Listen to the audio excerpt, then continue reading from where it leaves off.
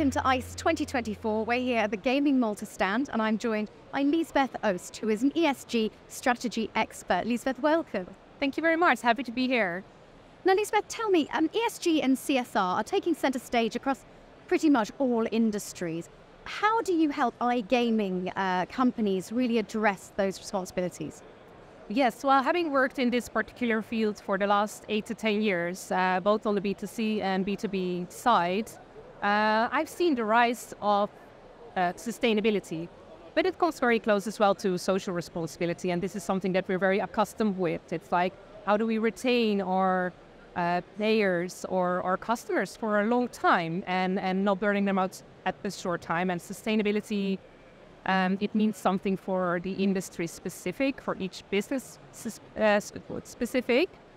And the strategy around that becomes more important. And actually creating a sustainable business starts from the overall holistic view. So you do tie in the responsible gaming, but also topics like diversity, inclusivity, the environment, like how green are our offices, what is the footprint of our operations, where you have like land-based inline, and also topics like cybersecurity. So yeah, there's a lot involved, and that's what we bring up. It's nuanced, isn't it? There's a lot of different areas to consider, as you've just described. So for operators looking to contribute more positively to ESG, what practical steps would you suggest they take?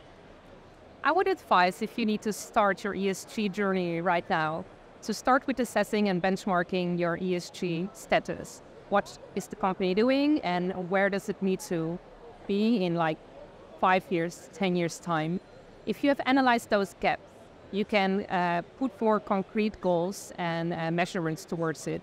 It's important to do a materiality assessment, which measures what stakeholders wants the company to focus on versus the impact that a company can have.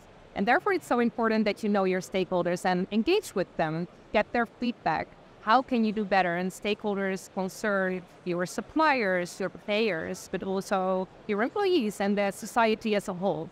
So there's quite a few steps, and according to that, you can start making a policy around it and create more of a governance around ESG in your business. Create that story, what sustainability means for you, and sit down with your communication departments to create perhaps a piece on your website or an annual report where you can be transparent and you can show what the company truly does. And this will contribute to accountability and transparency and a more longer-term respect for your business model. That's fantastic. Really comprehensive advice. Yeah. Thank you.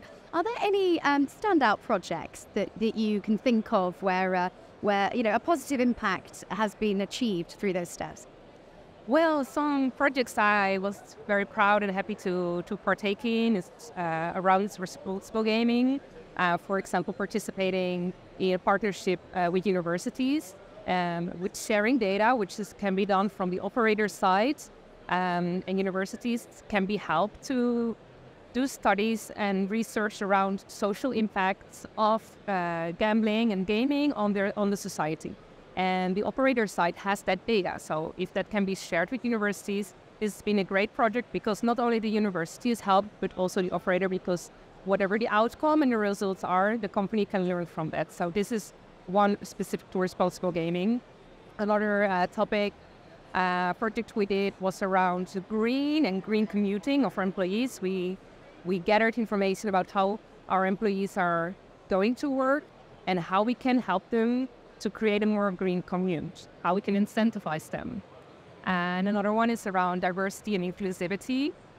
I think here we could do a lot more, and creating like mentorship programs for women within your organization and holding more sessions and more partnerships is very helpful. So some projects I've worked on and that have been amazing under the sustainability umbrella.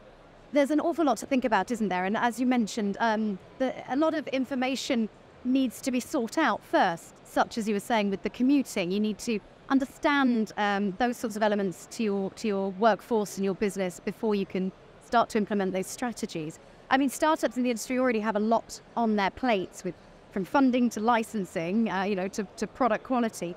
adding ESG into the mix, you've already told me some steps, but how can they really integrate those responsibilities in from day one? What do you think the first key thing they should do would be?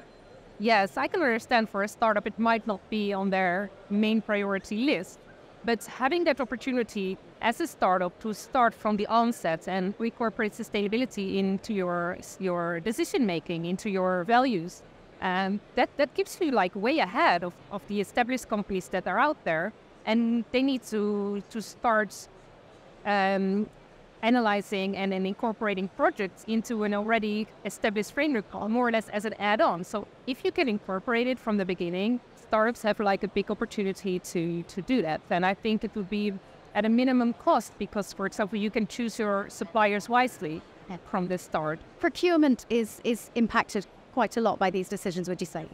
Absolutely, and there's more reporting standards coming up, and this also goes towards your suppliers. So it's important to choose suppliers wisely because they will be part of your accountability and part of your transparency towards sustainability reporting. So possibly startups actually have a slight advantage over the more established companies. Okay. Are there any upcoming policies or trends in ESG that you believe iGaming businesses should address urgently in the coming year or so, or just be aware of? So legislation around iGaming has been developing, evolving, still ongoing. And when it comes to sustainability, we have seen recently quite a lot of changes towards environmental reporting, towards overall sustainability reporting. The EU will make corporate sustainability reporting, the so-called CSRD, mandatory from 2024. And they'll start the first batch of companies, listed large companies. They will need to report in 2025 over 2024. So if you need to start now, you're already too late because you have to gather appropriate and correct information and data from the beginning of this year. Then there is the Malta Gaming Authority, who have been a leader in setting out the ESG guidelines. And I think this is a great step ahead and an example to create more standardization, more understanding what companies are expected to report on. And that report towards the MGA, if you hold a Malta license, would need to be published mid this year over 2023. So this is a couple of like regulatory developments that for sure has created more demands on this topic. So it's worth looking to the authorities for guidance and education on these subjects as well. They're often there to give that advice. Absolutely, and I think this is a topic that we need to get together and work together with organizations, with each other. Sustainability is not a topic that we're competing on. The more we can do together, the more we can accomplish. And I think working together with regulators, I feel on this topic for sure there is an open door. They want us to be better at this. We want also to adhere to the expectations and follow up properly. So yeah, collaboration is key. And speaking as a female expert in the industry, how do you feel the industry is moving towards inclusivity for women and championing female leadership? It's really encouraging to see that there's a lot has been done in fostering female leadership as well as inclusive workplaces. Having said that, more can be done. I think companies can focus on perhaps mentorship programs to create more of a safe space and also more of an advisory connection for women within the workforce to step it up, to seize those opportunities, as well as to create an inclusive work environment, for example, flexible working hours, parental leave. Like when a woman has a child, how can we support her better to be flexible? So HR plays a big part, really. HR plays a big part, and therefore in the policies and how are policies being executed, do people know how they can use those policies, when to speak up? Having a confidence and open door policy with your HR is important here. What more do you think can be done to attract females into this industry? So this is a good question because a lot of companies are very tech-based. And when we look at tech studies, it's like 70-30 graduates, male, female. So how can we create a 50-50 balance? Or maybe that's not our goal, but I think we can work more with universities to promote STEM studies and science studies more, offer perhaps internships at our companies, and create more interest among young females to enter into those education courses and work environments. You may have heard Gaming Malta have launched their Respect campaign, which is aiming to set the record straight about the iGaming industry and highlight facts and bust the myths. In your experience of the industry, what are the most common misconceptions that come up time and time again?